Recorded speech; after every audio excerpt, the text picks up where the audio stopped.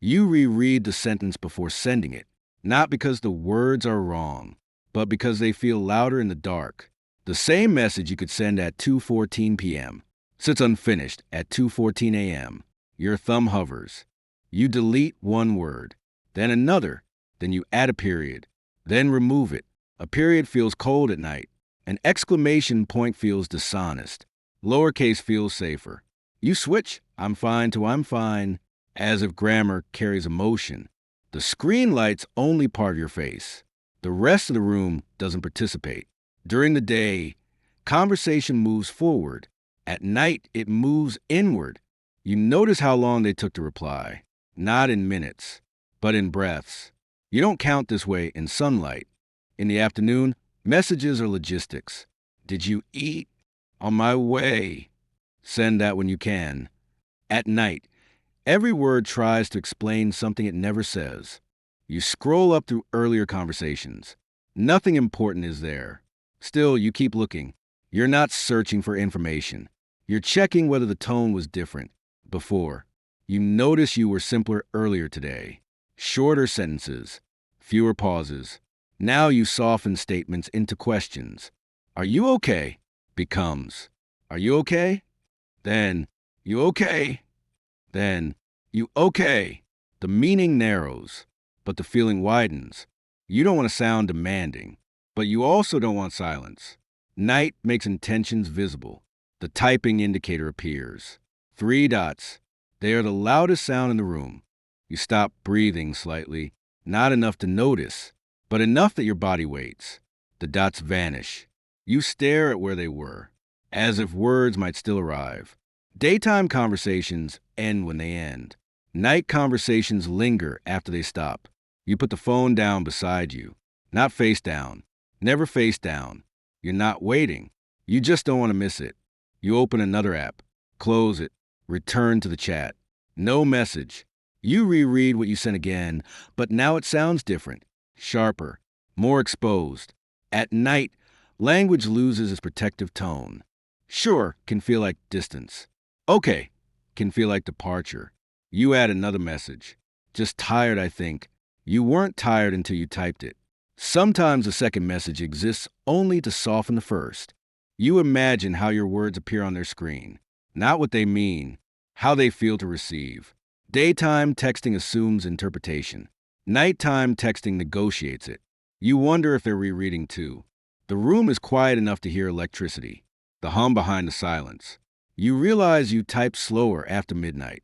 Not physically slower, emotionally slower. You consider each word as if it stays longer in darkness, because it does. Day absorbs sentences. Night preserves them. You remember sending a simple goodnight earlier in the week. You think about it again now. It wasn't simple then either. There's always a moment before sending goodnight where you decide whether it ends a conversation or protects it. You still haven't decided which one you meant. The message arrives. You feel it before you read it. A small shift in the room. Attention reorganizes itself. You open it carefully, as if tone might spill. Yeah, just a long day. Relief comes first, then interpretation. You read it 3 times. Each time it means something slightly different. The words didn't change. Your distance from them did. You start typing a longer response. You delete it. Long messages belong to afternoon certainty. Night prefers fragments. I get that. You hesitate again. You add. Same. You pause. Delete same. Send. Immediately, the message feels incomplete, but complete enough to remain. There's a kind of honesty that only appears when no one can see your face, and a kind of restraint that only appears when nothing distracts you. You look at the time, not to check the hour, but to measure emotional permission. It's late enough to say things you wouldn't explain tomorrow, not late enough to admit why. You think about earlier today, how you ignored your phone for 20 minutes without noticing. Now 20 seconds stretches. You place the phone on your chest. Feel the faint warmth through fabric. You're aware of your breathing because you're aware of waiting. Another typing indicator. You don't open it yet. For a moment, the message exists without content, pure possibility. This moment might be the reason night Texting feels different. During the day, words arrive attached to context. At night, they arrive attached to imagination. You finally open it. Can't sleep? You stare at the question longer than needed. It's simple, but it recognizes you're here. You type, "Not really." Then after a pause, "You." You almost add, "Why?" You don't. Questions expand the night too much. You notice how careful you are not to close the conversation and not to open it too far. There's a balance unique to these hours, a mutual understanding that neither of you names. You both know this conversation belongs to a different version of yourselves. Morning versions would summarize, afternoon versions would joke, night versions linger. You remember the first message again, the one you edited for too long. It now feels like the beginning of something you still can't identify. You read it once more. The words haven't changed, but now they sound like a tone you recognize. The tone you only have when no one expects you to be consistent tomorrow. You notice the conversation slows without ending. No one says goodbye. No one says stay. It exists in that narrow space where both are implied. You shift on the bed, not to get comfortable, but to feel movement while waiting. The phone is warmer now. Not hot, just present, like it has been holding your attention long enough to feel alive. Another message arrives. Kinda, you read it once. Then again, but this time you read around it. You imagine where they're sitting, what light they're under, whether their room sounds like yours, quiet but not empty. You start typing. Same here. You stop because it isn't exactly the same. Night makes you precise in ways daytime never asks for. During the day, shared words are efficient. At night, shared words are intimate. You change it to, "Yeah, me too tonight." You stare at tonight. It feels revealing. You keep it anyway. Send. Immediately, you feel understood and exposed in equal measure, even before they reply. You wonder how much a conversation is content and how much is timing. A message at 3 p.m. answers. A message at 3 a.m. accompanies. You're not discussing anything important, yet the silence between messages feels important enough to hold. You look away from the screen for the first time in minutes. The room looks larger than before, as if attention had been narrowing it. You remember the earlier message again, the one you kept editing. It now feels like a doorway you stepped through without noticing. Not a confession, not a statement. Just permission for the conversation to exist differently. Another typing indicator. You don't breathe differently this time, but your thoughts pause anyway. I think nights make everything louder. You read it slowly. You could answer quickly, but quickness feels like distance. You type, "Yeah." You add, in a quiet way. You hesitate, worried it sounds rehearsed. Delete in a quiet way. Retype it. Send. You wonder if they notice the small delays, the same way you notice theirs. Night conversations have rhythm, not pace. The spaces between words are part of what's being said. You think about how rarely people explain themselves as carefully out loud. Speech escapes too fast. Typing lets emotion keep up with language. You reread the conversation from the beginning again. Nothing dramatic happened. No secrets shared. Still, you feel closer to them than you did at noon. You try to identify the moment that changed. Maybe it was when neither of you tried to be interesting, only accurate. Another message. During the day, I don't think about stuff this much. You smile slightly, not from humor, but recognition. You type a longer response this time. You don't delete it immediately. Daytime feels like living forward. Night feels like looking sideways. You stare at it. It sounds like something someone else would say, but it's also true. You send it before you can adjust the wording. For a second after sending, you want to explain it. Add context. Soften it. You don't. Night allows unfinished thoughts to stay unfinished. You wait. No typing indicator yet. You place the phone beside you again. Still face up. You're aware of how you're lying, as if posture affects interpretation. You imagine them reading your message. Do they pause like you pause? Do they reread like you reread? Or do they just understand once and move on? The typing indicator appears again. You feel that slight stillness return, familiar now. That makes sense. Relief again, but quieter than before. You realize relief isn't about agreement. It's about being met at the same emotional distance. You didn't want a deep response. You want an aligned one. You notice how neither of you asked direct questions anymore. Questions would push the conversation into explanation, and explanation belongs to daylight. Night prefers recognition. You think about how tomorrow this same chat will look ordinary. You might even scroll past it quickly, because meaning at night is carried by feeling, and feeling doesn't archive well. Another message arrives quickly this time. I'm more honest when it's late. You read it once. You don't analyze it immediately. You let it sit, as if moving too fast would break the atmosphere both of you built without naming. You type, "Me too." You don't elaborate, because elaboration would turn honesty into narrative, and narrative belongs to mornings. You realize the conversation has no topic anymore. It has a mood. You remember your first message again. It felt uncertain then. Now it feels inevitable, like it was always going to lead here once the night was quiet enough. You scroll up again, slower. Day messages look like footprints. Night messages look like pauses. You wonder how many conversations only exist because they happened after midnight. Not different people, different permission. You notice you're not trying to impress them, not trying to end the conversation. Well, either you're simply keeping it from disappearing. Another typing indicator. It stays longer this time, long enough to imagine paragraphs. But the message that arrives is short. Glad you're awake.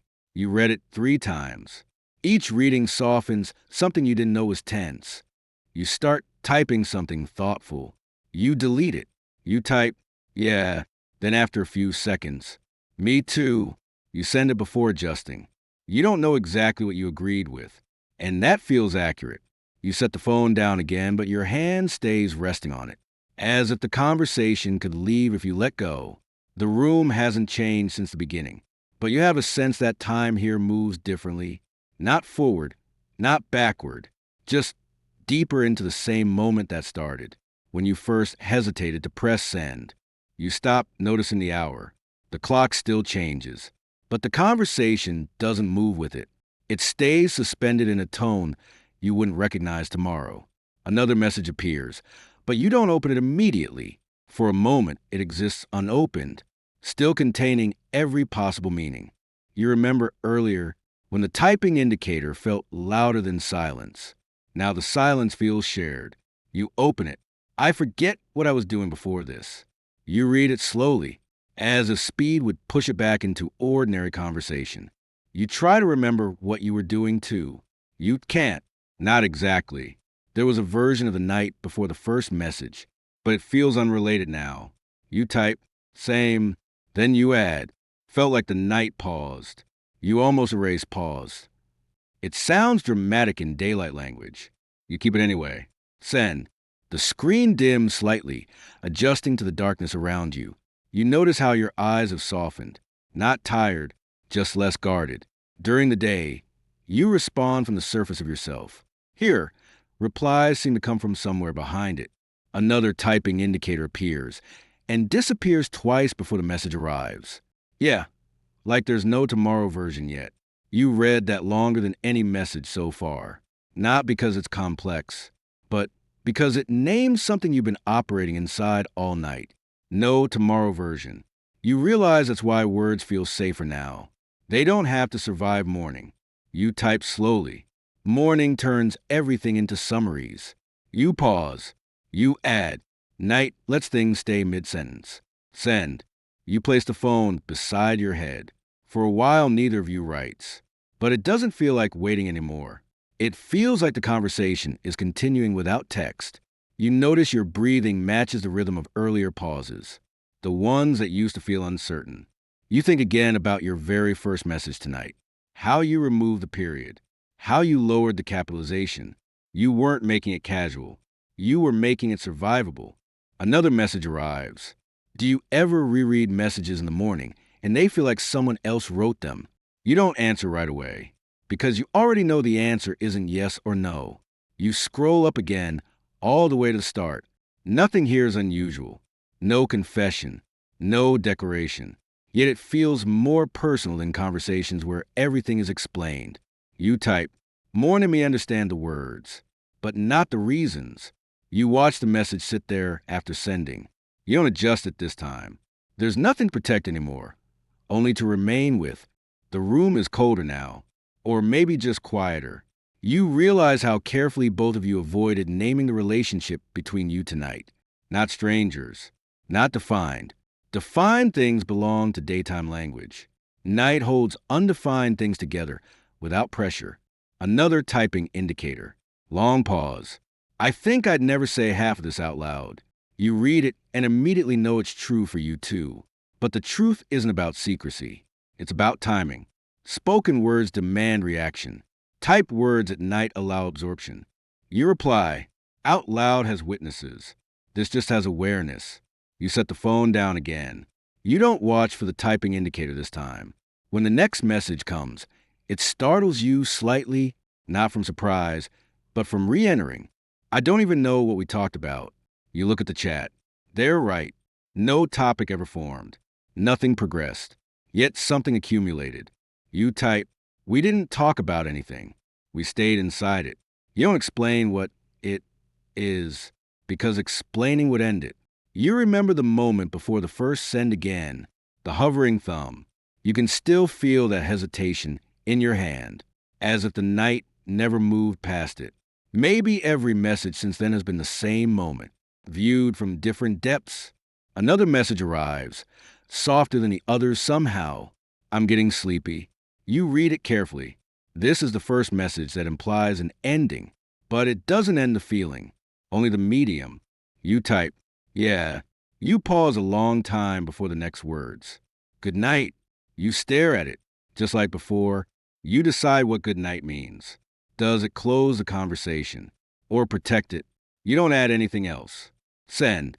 You keep holding the phone. No reply yet. You don't need one, because the conversation didn't rely on the last message. It relied on the space between the first and now. You place the phone face down for the first time tonight. The room returns fully. Dark, unchanged, ordinary. But you still feel the presence of the sentences that existed here. Not remembered exactly, only recognized. Morning will flatten them into text bubbles. You'll read them quickly. They'll look smaller. You might wonder why they mattered. But right now, before sleep, they still exist as atmosphere. Not what was said, the state you were in while saying it. You close your eyes, and for a moment, you can still feel your thumb hovering over send, as if the night is still deciding whether the message ever finished.